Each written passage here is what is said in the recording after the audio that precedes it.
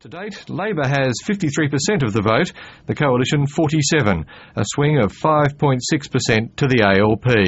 The ABC's election computers predicting the Coalition has won 62 seats, Labor 86, a majority of 22. I will be a Prime Minister for all Australians. The belief is that Australia has reached a fork in the road.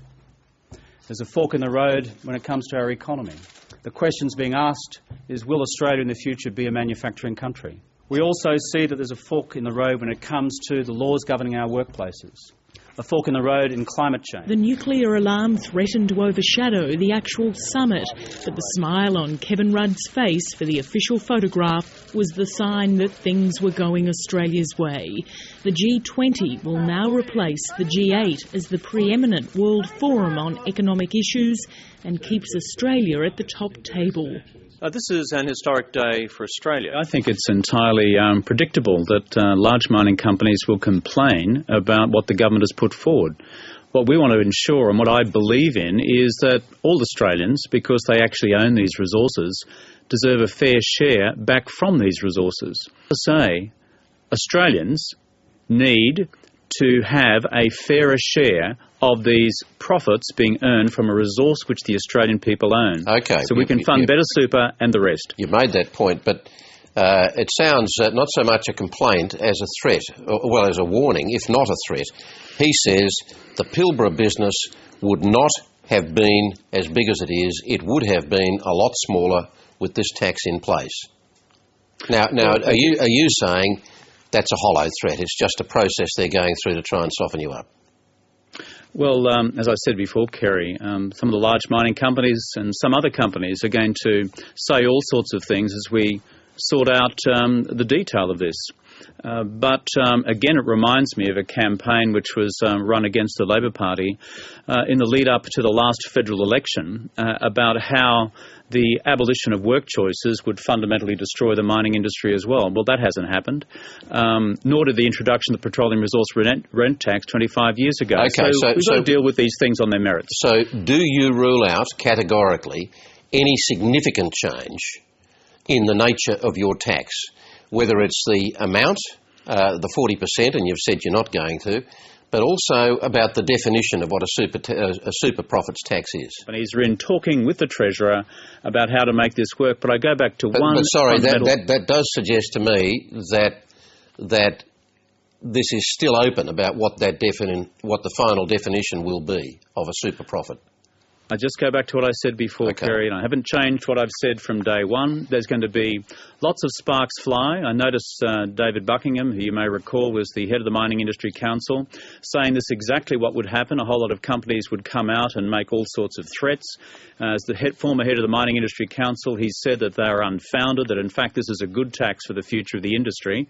I think we need to take all of this in our stride. Okay. Remember, what's at stake here is better super for working families, tax cuts for the general economy, and furthermore, on top of that, funding the infrastructure which Australia needs.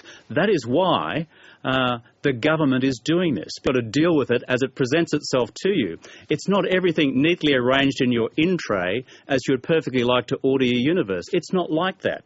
So what we have done is executed and implemented the commitment we gave to the Australian people prior to the last election. We've got on with the task of doing it. The National Health and Hospitals Network has been agreed by 5 states and 2 territories, and it delivers better health, better hospitals, more funding for doctors, nurses, and you know something? The funding flows from 1 July. And I am proud of the fact that Nicola Roxon and I could bring about this fundamental agreement. If you think it's not been properly marketed, well, that's a matter for somebody else. My job is to get the deal done. Isn't it also your job to communicate it? I mean, as the leader, aren't you also supposed to be an effective communicator? Let me put this to you. All the polling you're doing, is that showing that the people really understand this array of health measures that you've kept announcing, one after the other after the other? Kerry, if you'd come down the Queensland coast with me and the New South Wales coast to practically all the major centres in those regions with their local hospitals and sat with the local doctors and nurses and allied health professionals and the patients and spoken to each of their local media, perhaps not read by you in the studio where you are this evening, let me tell you... I do occasionally step outside it, but go on. No, I'm making a serious point to you. Yeah. Do you read the Mackay Mercury? Do you read the Bundaberg News Mail? Do you read the Maryborough Chronicle? I mean, these are papers which are reporting what's happening on the ground in their communities. And myself, Nicola Roxon, we spent the last 6 or 9 months going around to about 103 of these centres around the country. So you ask, are people aware of what we're doing on the health and hospitals front? No. Probably more so than you may think. I was asking how much they've absorbed of this complex array of announcements that you've been making in the last 6 weeks or so with all the other stuff. I've gone to the core one that you've raised, which is about the health and hospitals reform. Okay. The budget, of course, contains a huge new investment in it. It is linked very much... Before you go on, Mr. Rudd, I'm sorry, but we're out of time and I've got serious constraints to meet the schedule, but this is a conversation I guess we're going to have to continue, and obviously we'll be looking at the health thing in toto as things move along, but thanks very much for joining us tonight. Thanks for being on the program, Kerry. On behalf of the Government of Australia, I am sorry. On behalf of the Parliament of Australia, I am sorry. And I offer you this apology without qualification. I was elected to do a job. I intend to continue doing that job. I intend to continue doing it to the absolute best of my ability. If I am returned as the leader of the party and the government, and as Prime Minister, then I will be very clear about one thing. This party and government will not be lurching to the right on the question of asylum seekers, as some have counselled us to do. Also, on the question of climate change, we'll be moving to a timetable on emissions trading which is of the government's decision, contrary to the views of some, in terms of when that best occurs.